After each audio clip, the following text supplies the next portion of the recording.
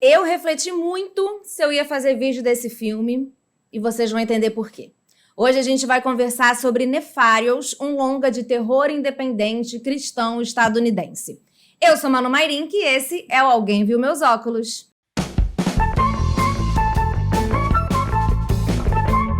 Nefarious se passa no dia da execução de um assassino em série, que é o Edward Brady. Mas antes ele precisa passar pela última avaliação de um psiquiatra, né? Esse psiquiatra vai atestar, né, daquela última palavra de que o Edward tinha certeza do que estava fazendo, plena consciência do que estava fazendo e de que ele não pode ter a sua sanidade questionada, porque se fosse entendido que ele não era uma pessoa sã, ele não poderia ser assassinado, né? A pena de morte não poderia ser consolidada, ele teria que ir para um hospital policial, psiquiátrico, essas coisas, vocês entenderam, né? Mas o antigo psiquiatra dele se mata, isso tem relação com a história, e aí ele precisa ser avaliado por um novo cara, que é o Dr. James Martin, né? Um outro psiquiatra.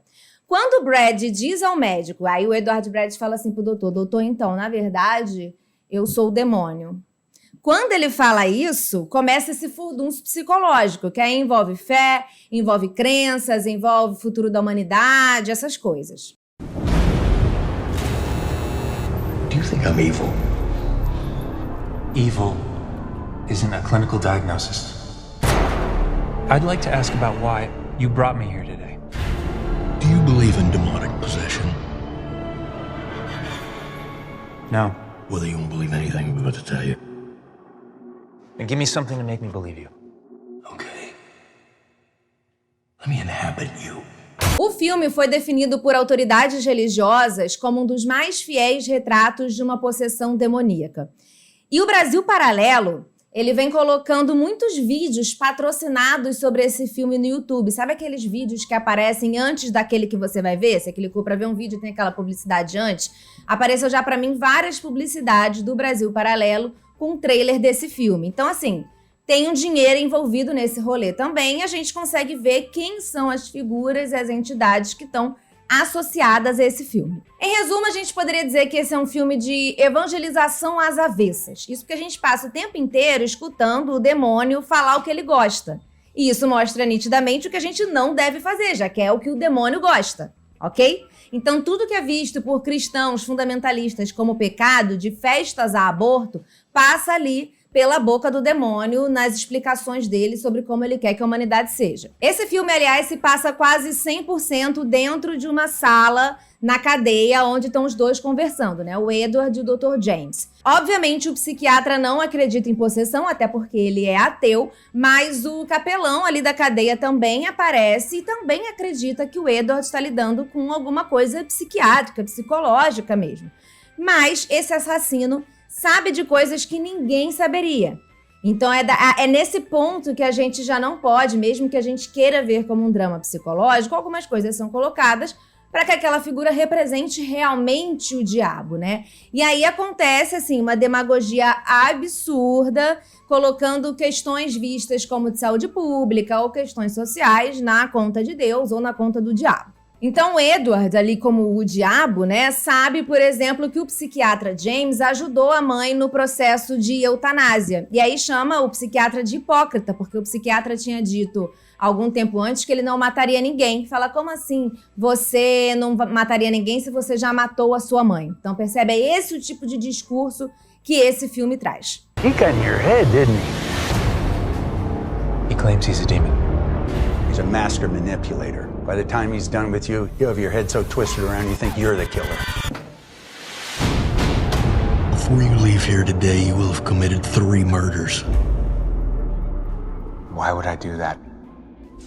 Mas nenhum discurso é mais insano, repleto de demagogia e focado 100% no discurso religioso quanto o do aborto. E aí preenche o bingo dos clichês dos cristãos fundamentalistas nesse discurso. Teoricamente, a namorada de James, o Dr. James, nesse momento em que eles estão conversando, ela estaria numa clínica para interrupção da gravidez. E aí, vamos combinar que o James estava erradíssimo que não estava acompanhando a namorada nesse momento, mas tudo bem.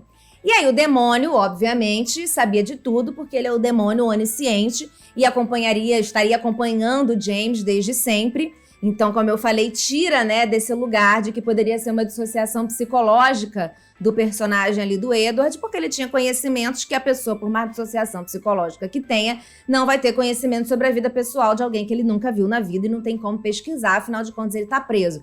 Então, nesses momentos, a gente percebe que aquele personagem realmente, né, aquela pessoa, Edward, está realmente possuída pelo diabo. E aí, ele cita esse outro assassinato que o James estaria cometendo, né? Essa ideia de estar assassinando um bebê. São termos muito pensados em chocar o público. A maneira como se trata o tema usa os termos que eu também vejo nos canais de fundamentalistas religiosos que eu pesquiso. Então, quando fala em aborto, não se fala em interrupção da gravidez, não se fala com termos médicos, se fala assassinar criança no ventre de suas mães. E os termos são muito importantes quando a gente usa, porque ninguém quer ser um assassino, na verdade. Imagina assassino de criança.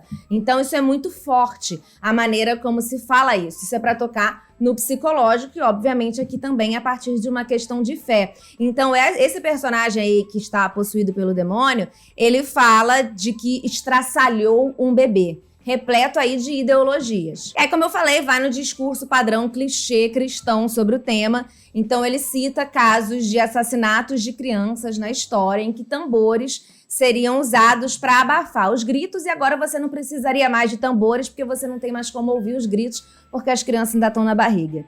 É um filme sujo. Um filme sujo que mexe com fé, mexe com fragilidade e coloca ideologias humanas na voz de um suposto demônio. A equipe que desenvolveu a trama e construiu o filme é a mesma de outros filmes cristãos famosos, como Deus Não Está Morto e Você Acredita. A produção é inspirada no livro best-seller do New York Times, A Nefarious Plot, e foi filmada no reformatório do estado de Oklahoma. Em sites como a Gazeta do Povo, esse filme já foi alvo de artigos. E aí eu vou citar um trecho assustador da maneira como esse filme está circulando. Aliás, a Gazeta do Povo fala como esse filme vem sendo debatido por cristãos e pessoas de direita e que você não precisa nem correr muito atrás. Eu acho que ele estreou nos cinemas. Mas antes dessa estreia nos cinemas, já tinha essa reportagem da Gazeta do Povo, fala, você nem precisa correr muito atrás, que ele vai chegar no seu WhatsApp em algum momento. Então existe uma coisa rolando para que esse filme seja divulgado e que ele chegue até as pessoas, independente das grandes serviços de streaming ou das salas de cinema. Enfim, aí outro trecho desse texto da Gazeta do Povo, que é um site sabidamente vinculado à direita, um site, né, com essas ideias e que divulga esse pensamento, fala assim: mas não foram os aspectos teológicos que transformaram Nefarious no assunto mais discutido nas mesas de bar cristãs, conservadoras, direitistas, chame como quiser. Foram os aspectos políticos, porque em seu proselitismo escancarado, o filme defende a tese de que a aderência ideológica à esquerda é fruto de uma possessão demoníaca em massa. Não sei você, mas não tenho muita dúvida de que o diabo fez o L.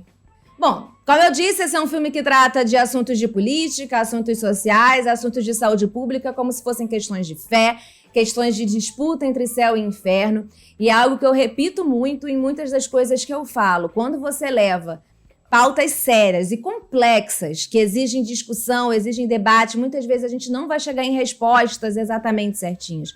Quando você leva tudo isso para o lado da fé, é muito difícil de você conseguir desenvolver. Você acaba com qualquer possibilidade de debate racional aqui dentro da sociedade, dentro da humanidade, quando você leva para a fé, porque você não tem mais argumento. A fé, ela não respeita a argumentação, porque é questão de acreditar. Então, quando um filme se propõe a tratar desses temas dessa maneira, é sujo. Eu acho sujo, porque você está lidando com fragilidades das pessoas, com a crença das pessoas para implantar ideologias. Exatamente o que a extrema-direita diz que a esquerda faz. Mas esse filme deixa isso, assim, escancarado de como isso funciona. Lembrando que esse vídeo sai primeiro para apoiadores, então considere nos apoiar, são R$5 por mês lá no Apoia, esse link tá aqui na descrição, e você recebe um vídeo exclusivo por semana com resenha de filme, de série, de livro, enfim, de tudo mais. Mas se você não pode nos apoiar, minhas redes sociais estão aqui na descrição, eu também vou adorar te receber por lá, ok? Beijos e até a próxima!